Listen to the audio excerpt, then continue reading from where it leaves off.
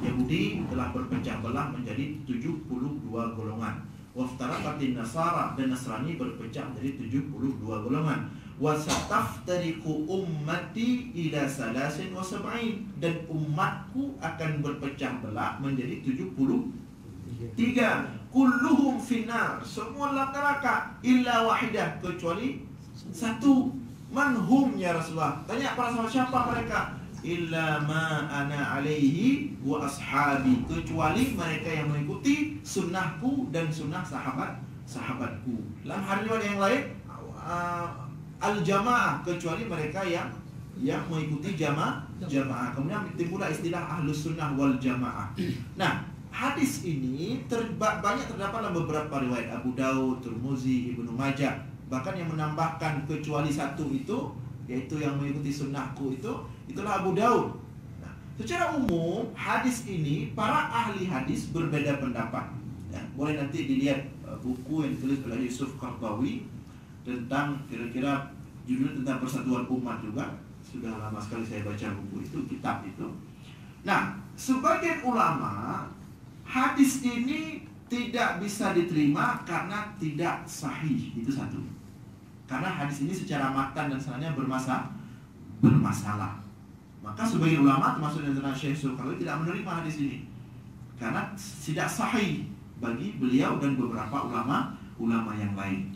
Nah, sebagian ulama yang lain seperti Syekh Ramadan Al-Buti menerima hadis ini dan menyatakan hadis ini sahih. Tetapi maknanya tidak bermakna yang 73 itu, yang satu yang benar itu, yang selamat itu salah satu golongan daripada umat Islam. Tidak demikian maknanya. Nah, oleh beberapa ulama jadi membagikan maksud bahwa umat Nabi Muhammad itu terpecah menjadi 73 itu ada dua. Ada istilahnya ummatud dakwah, ada istilahnya ummatus istijabah. Ummatud dakwah adalah semua orang yang hidup setelah Nabi Muhammad diutuskan sebagai Rasul dan kepada mereka telah sampai Islam. Tetapi di antara mereka ada yang beriman, ada yang tidak beriman. Nah, inilah yang 72 itu. Sedangkan yang satu itu ummatu istijabah. Artinya yang satu, yang selamat itu adalah yang mengikuti Rasulullah, yaitu umat Islam. Yang 72 tadi memang bukan orang Islam. Mereka tidak mengikuti ajaran Nabi Muhammad. Sedangkan yang satu, yang selamat itu adalah mereka yang mengikuti, yang beriman kepada ajaran Nabi Muhammad, apapun namanya. Nah, jadi tidak benar bahwa yang dimasukkan oleh Rasulullah yang satu, yang selamat itu hanya yang dimasukkan oleh sebagian kalangan tadi. Nah, itu nanti jadi sepi surganya. Jadi sepi surganya. Jadi hanya yang punya balai saja yang masuk surga. Ya, jadi sepi nanti, itu tidak benar dan itu tidak masuk akal seperti itu maknanya. Jadi demikian hadis ini. Yang pertama secara sanad sebagian ulama berbeda pendapat dan di maknanya pun, tapi perlu penjelasan lebih cuma karena waktu tidak cukup. Jadi makna hadis ini itu sebagian ulama telah menulis beberapa kitab dan buku untuk menjelaskan secara terperinci. Yang intinya satu yang selamat itulah umat Islam.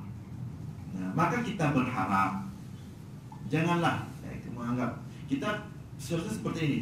Kita berharap kita hidup ini pengen semua orang masuk surga. Coba bayangkan, suatu ketika Rasulullah duduk, tiba-tiba dibawa jenazah salah seorang Yahudi. Ketika jenazah Yahudi itu lewat di depan Rasulullah, Rasulullah bangun dan menangis, menetes air matanya. Ditanya oleh para sahabat, kenapa engkau menangis wahai Rasulullah? Bukankah itu jenazah orang Yahudi? Apa jawab Rasulullah? Aku menangis karena aku tidak dapat menyelamatkannya daripada api neraka.